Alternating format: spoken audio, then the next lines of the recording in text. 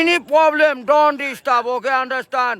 Emergency মানে আমার মা আগে না আপনার অফিস আগে মিয়া অফিস উড়াই দেবো কিন্তু মাথা গরম করলে আমি আসি নসন্দি কোথায় রাজশাহী বিভাগ ইংলিশ বলবেন না আমার সাথে মোহাম্মদ মাসুদ রানা ওরফে বাদশা নাম মনে রাখেন। আসসালামু আলাইকুম, গ্রামীণ ফোন থেকে নাবিল বলছি। আপনি কিভাবে সহযোগিতা করতে পারি?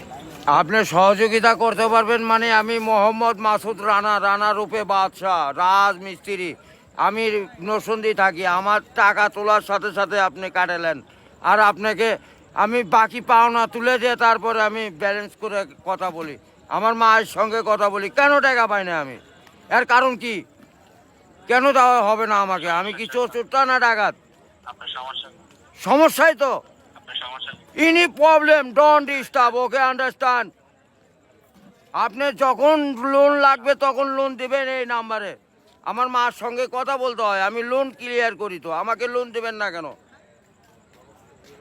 বলেন আপনি বলেন আন্তরিকভাবে দুঃখিত স্যার। আপনি কি ইমার্জেন্সি ব্যালেন্স দিতে পারছেন না? লাস্ট ইমার্জেন্সি মানে আমার মা আগে না আপনার অফিস আগে মিয়া অফিস উড়াই দেবো কিন্তু মাথা গরম করলে আমি দেশের নাগরিক না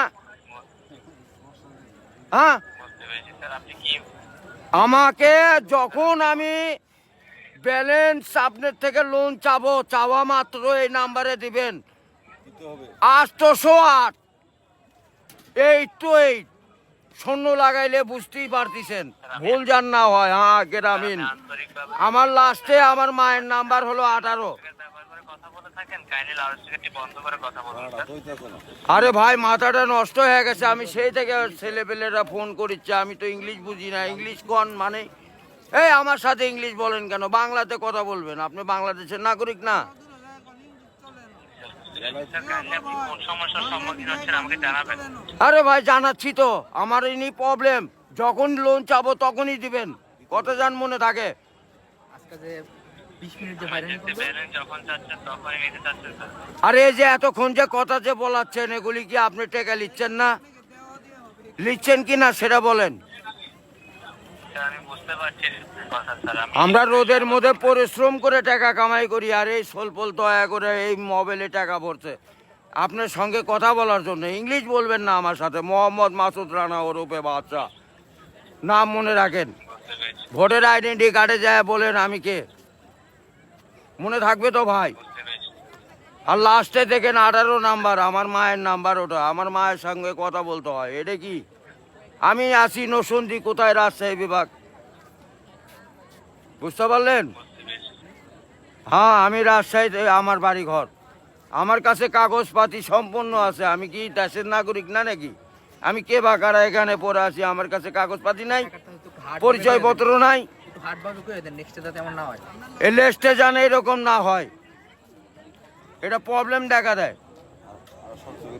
বুঝছেন বড় ভাই ইমার্জেন্সি আপনাকে ইমার্জেন্সি ব্যালেন্স দেওয়া হয় বলছেন স্যার।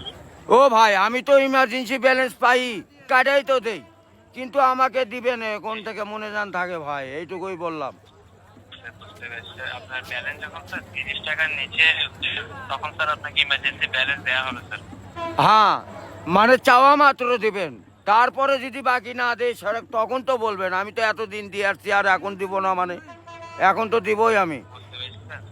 জি যখন স্যার আপনার মেইন অ্যাকাউন্টের ব্যালেন্স অর্থাৎ আপনার মেইন অ্যাকাউন্টের ব্যালেন্স যদি স্যার 30 টাকার নিচে হয়ে যাবে জি। তখন স্যার আপনি ইমার্জেন্সি ব্যালেন্সের জন্য আবেদন করলে আপনাকে ইমার্জেন্সি ব্যালেন্স দেওয়া এ হবে। ভাই টাকাই তো নাই তার 30 টাকা কই পামো 1 টাকাই তো ফোনে নাই